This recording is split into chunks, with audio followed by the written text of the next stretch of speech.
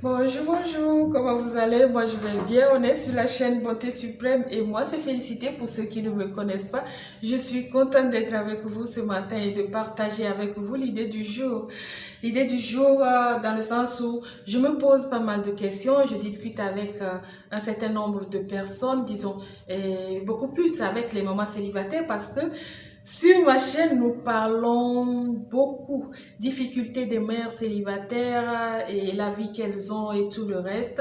Donc, on se pose pas mal de questions et moi, je reviens sur ce canal pour reposer la question, que ce soit aux mamans célibataires ou aux parents déjà en couple, que ce soit au Togo, en Afrique ou ailleurs dans le monde. Je pose la question, et au fait, la question c'est de savoir quelles sont vos peurs en tant que parents? Disons, quelles sont nos peurs en tant que parents? Que ce soit parents en couple ou parents seuls. Quelles sont nos peurs? Euh, il arrive d'avoir peur, disons, quand je parle avec, j'ai quelques inquiétudes des parents et des mamans célibataires et tout le reste. Il arrive d'avoir peur que l'évolution de ce monde, que l'évolution effrénée bien sûr de ce monde vienne annuler l'effort qu'on fait en tant que parents, l'éducation qu'on donne à nos enfants, que l'évolution de ce monde vienne tout annuler. On parle de l'évolution de la technologie, de l'évolution de je ne sais quoi. Disons, c'est la technologie qui englobe tout, hein, tellement que on, les enfants sont tellement imbibés du coup. Ils sont même beaucoup plus informés que nous les parents. On a même parfois des difficultés à faire un petit truc sur le téléphone. Tu es obligé de l'appeler et tu peux venir me rendre ce service. Et quand il vient, bon Dieu, il te fait des trucs que tu n'as jamais rêvé faire. C'est-à-dire, tu n'as jamais vu faire, tu pouvais pas imaginer ça, même pas dans ton rêve. Mais tu regardes, tu as en face de toi ton enfant qui est en train qui est en train de manipuler des trucs que tu n'as jamais pu faire.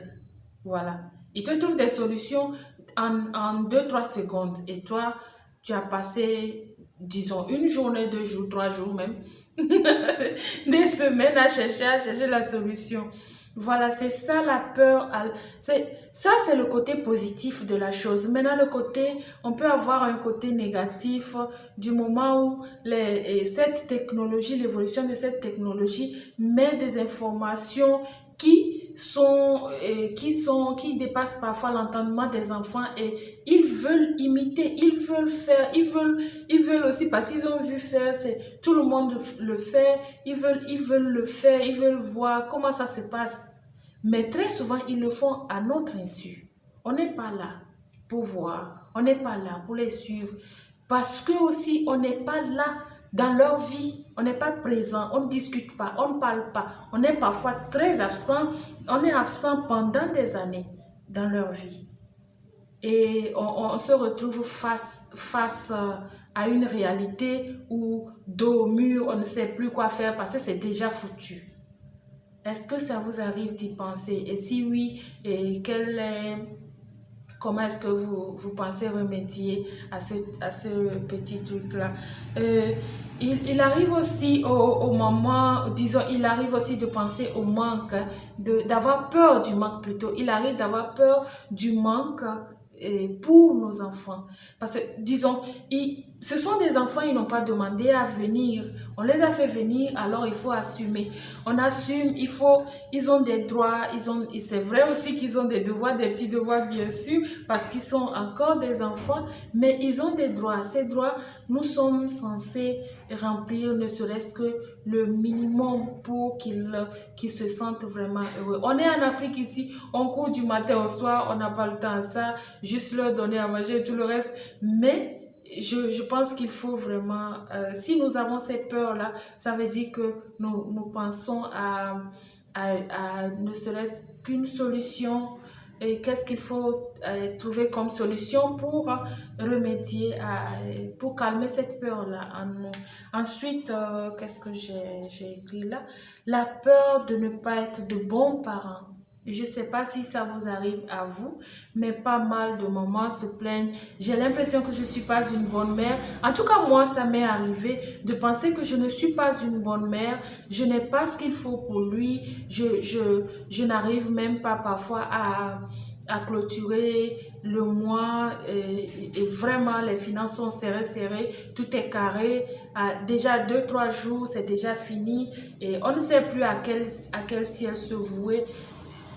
Et pourtant, l'enfant est dans le besoin. Ils sont dans le besoin. Ils demandent si, on demande si à l'école, on fait à la maison, il faut faire ci, il faut faire ça.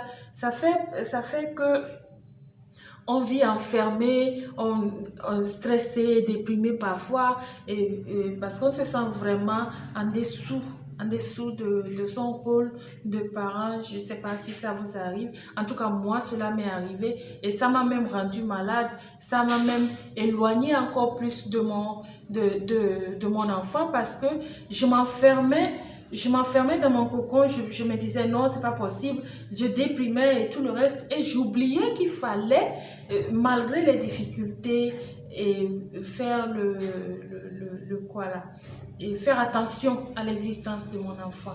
C'est un truc qui impacte vraiment négativement les relations, que ce soit les relations mère-fille, que ce soit, je disais, c'est un truc qui impacte vraiment les relations entre parents et enfants. Donc, je pense que nous devons faire beaucoup plus attention à ça.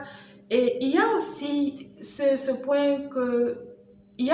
point qu'on a relevé, la peur de ne pas les voir grandir. Et comme on parlait de nouvelles technologies, la peur de ne pas les voir grandir, c'est un peu ça. Parfois, ils vivent des réalités que nous ne partageons pas avec eux. C'est dit,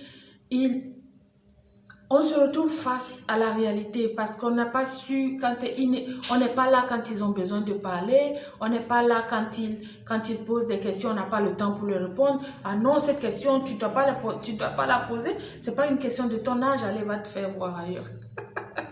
C'est une façon de parler, mais c'est comme ça, on les renvoie à eux-mêmes. Ils vont chercher des informations ailleurs et ces informations ne sont forcément pas vraies. Ce sont des informations qui ne sont forcément pas vraies.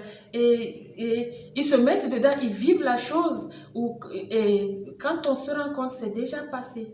Ou alors la peur de ne pas les voir grandir parce qu'il y a des parents qui se plongent vraiment dans la dépression, qui se plongent dans la peur de ne pas avoir ci, de ne pas avoir ça, ou du regard de la société. Et même il y en a qui perdent la vie. Disons, ça fait partie de cette peur-là qu'on essaie de relever. Et vous savez, moi, face à toutes ces difficultés, qu'est-ce que j'essaie de faire pour remédier à ça? J'essaie de faire un travail personnel, un travail sur ma personne, disons, et d'accepter qui je suis, d'accepter ma réalité, de prendre la vie du bon côté, ensuite de travailler ma relation entre mon enfant et moi pour pas qu'il aille chercher les informations que je peux lui donner à la maison ailleurs, pour pas qu'il aille trouver quelqu'un qui lui donne de fausses informations ou qui lui dise fais ceci, alors qu'on peut en parler et réfléchir ensemble et trouver une solution. Voilà, j'essaie de travailler ma relation avec mon enfant pour qu'il puisse trouver une amie, trouver une complice, trouver une confidente et surtout, trouver une mère en moi. Ce qui fera qu'il se sentira à l'aise quand il a des difficultés, il viendra me parler facilement ou alors même si j'ai pas le temps, on remettra ça disons après, mais ce qui est sûr, on va en parler. Du coup, ne pas le perdre dans les recherches dehors. C'est vrai, il peut aller avoir des informations dehors, mais c'est encore mieux de revenir poser la question, j'ai cette information, tu penses que c'est vrai? Est-ce qu'on peut le faire vraiment? Est-ce que? c'est important de nouer cette relation. Enfin, je pense. Nous pensons que c'est important d'avoir cette ouverture-là avec nos enfants.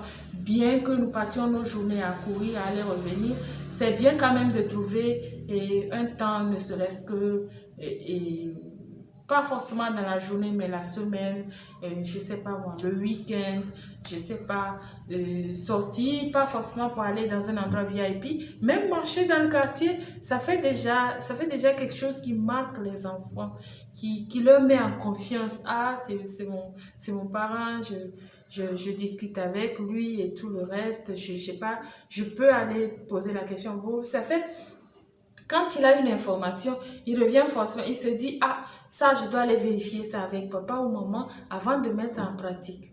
C'est un point gagné d'avance, en fait. Euh, voilà, je disais, c'était ça l'idée du jour, les inquiétudes, les peurs des parents célibataires, des mamans célibataires, en bref, aussi de certains parents qui vivent en couple. Et dites-moi dans les commentaires, quelles sont vos peurs, et qu'est-ce que vous arrivez à faire de bien avec vos enfants malgré ces peurs, qu'est-ce que vous n'arrivez pas à faire, et si vous arrivez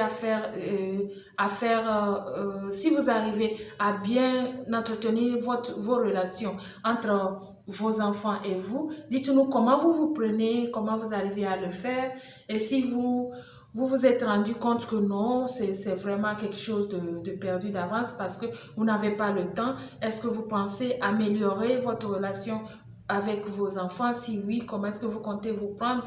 Dites-moi dans les commentaires, ça pourra aider d'autres personnes, d'autres mamans dans le besoin, d'autres parents aussi et qui passeront par notre canal. Alors, je vous remercie d'avoir passé du temps avec moi, d'avoir passé, disons, du temps avec nous, d'avoir écouté ce que nous avons à dire aujourd'hui. Et je vous invite à vous abonner, surtout à partager, à liker, pour faire grandir la communauté, pour aider certains parents qui passeront par nous pour avoir des solutions ou disons pour pouvoir s'en sortir dans leur rôle de parents, surtout pour les parents qui sont seuls. Je vous donne rendez-vous la semaine prochaine. Pour le moment, nous avons une vidéo par semaine. La semaine prochaine, à passer à 2 vidéos par semaine dépendra de vous, si vous aimez ou vous n'aimez pas, on verra bien. Et je vous remercie aussi pour les retours, pour les premières vidéos, je vous remercie pour les encouragements, pour les apports et tout le reste. Je m'excuse vraiment pour ma voix qui ne porte vraiment, qui ne porte pas.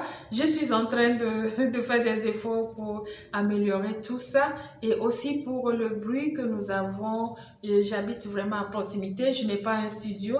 Je fais avec les moyens de bord, je suis vraiment désolée et je vous promets de grandir petit à petit. Je vous souhaite une excellente journée. Prenez bien soin de vous, prenez bien soin de vos enfants, de vos petits anges. Et force à vous les mamans célibataires, force à vous aussi les parents qui vivaient en couple malgré les difficultés. Et on se dit à plus, excellente journée.